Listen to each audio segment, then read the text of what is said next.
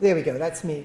I'm glad Virginia mentioned CUTE, Queer Unionists in Tertiary Education. I co-founded CUTE way back in, I think it was 2000, so the turn of this millennium.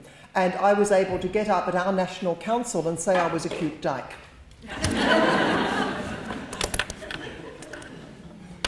I'm going to take this in a slightly different direction. I want to talk a little bit about process, and I'm really pleased to see the respectful engagement in this room this evening, whatever your views about what we have to say may be.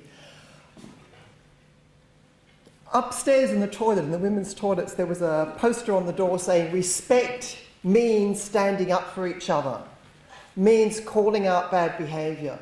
And there's been a lot of bad behaviour directing against women who want sex-based rights. I have never heard a feminist defending sex-based rights who has wanted to destroy transgender people, who has wanted to prohibit transgender people from living as they wish to be in the world. I absolutely do not want to deny people.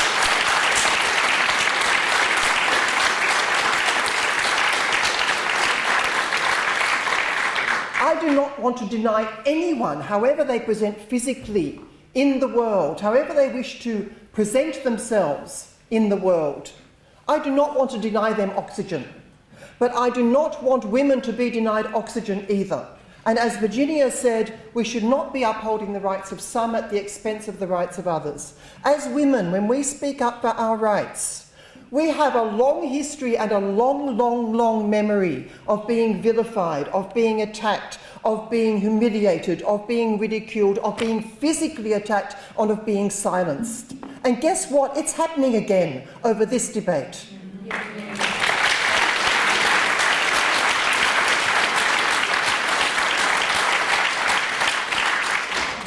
And that pains me deeply. Like Miranda Yardley, who you may have heard of, who identifies as transsexual, not transgender, who is in fact very critical of some of the attacks against feminists like me, like Holly, like other women on this podium, and says that we should be allies, and indeed I think we should be allies. There is enough oxygen for everyone. But let's get real, people. We are a sexed species. This is not a matter of feeling or of opinion or of wanting to hurt other people. It is a biological reality.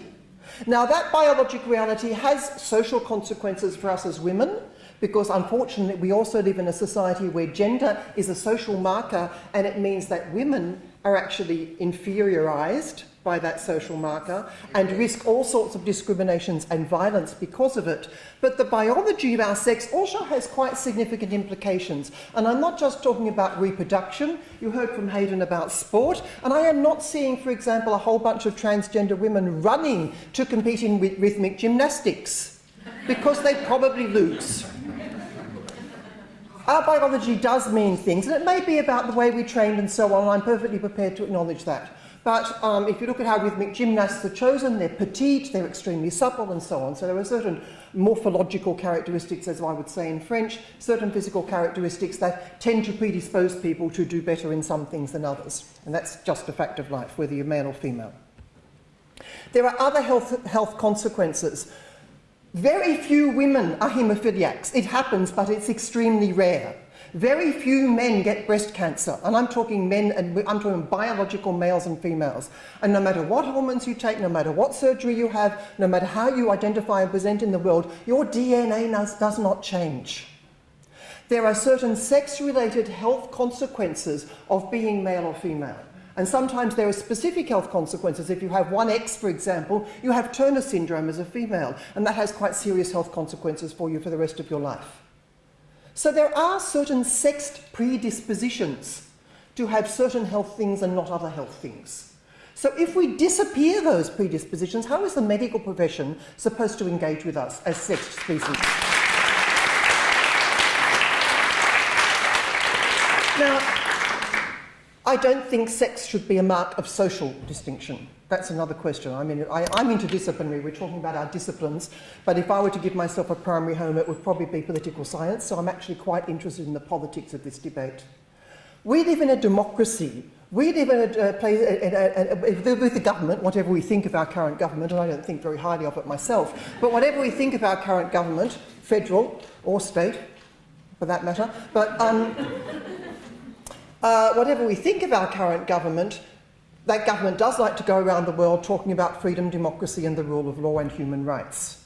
In a country that espouses democracy, we should also be espousing lively and respectful debate. What is happening with this law is that the debate is being shut down. The Attorney General is not listening to opposing points of view and their rationale, so that not everybody is being consulted when these laws are being put forward. And I am sure,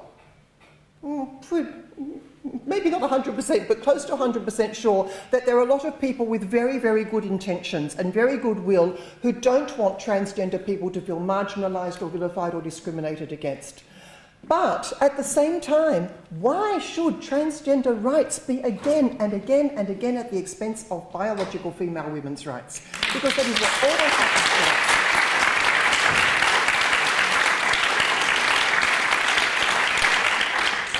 We really, societies, a law professor said once to a friend of mine who was studying law, societies get the laws they deserve. Societies well, we deserve better.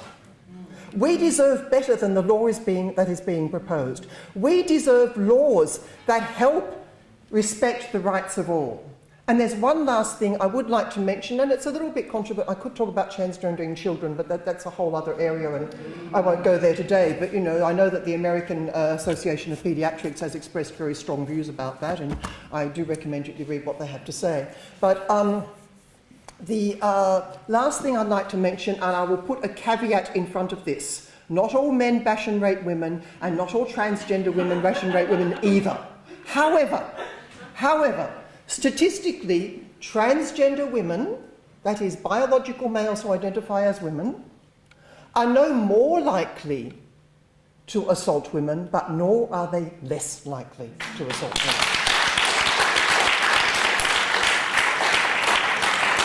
And I can talk about some scary cases like Karen White in the UK last year, who was a sex offender who was in prison, has had a conviction for being a sex offender, appealed to the Transgender Review Board, calling herself Karen White, got transferred to a women's prison, and guess what Karen White went and did? Went and assaulted women prisoners. Now, of course, this is not all transgender people, but this law would allow that sort of thing to happen. In the UK last year, there was a study on unisex toilets and the sorts of assaults that happen to women in toilets and change rooms. And we women all know, and I'm sure every single woman in this room, biological woman I'm saying, perhaps transgender women too, I don't know, but we've had the experience of perverts, of, you know, people trying to touch us up, trying to assault us, trying to, you know, drill holes in the wall and watch us peeing, and all that sort of stuff that goes on, where men assault or otherwise make women uncomfortable in women's toilets and change rooms. The UK study found that in unisex change rooms, that assault skyrocketed. So if we're starting to talk about things like toilets, yes, let's have unisex toilets, but let's have open spaces where everyone can see each other and it's well lit, and let's have lockable cubicles with floor-to-ceiling doors and wash basins in the cubicles.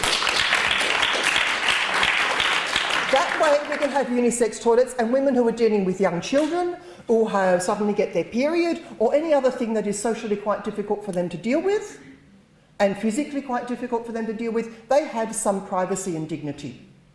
And that's really not so hard to provide. It requires a little bit of expenditure on the part of public spaces and a little bit of, you know, clever thinking. But that's not so hard to do. So I'd like us to think a little bit better, have laws that we deserve as intelligent, democratic, respectful people, rather than shoving us into a binary and trying to shoehorn, as Holly said, one class of people into rights that protect another class of people, because it's not going to work.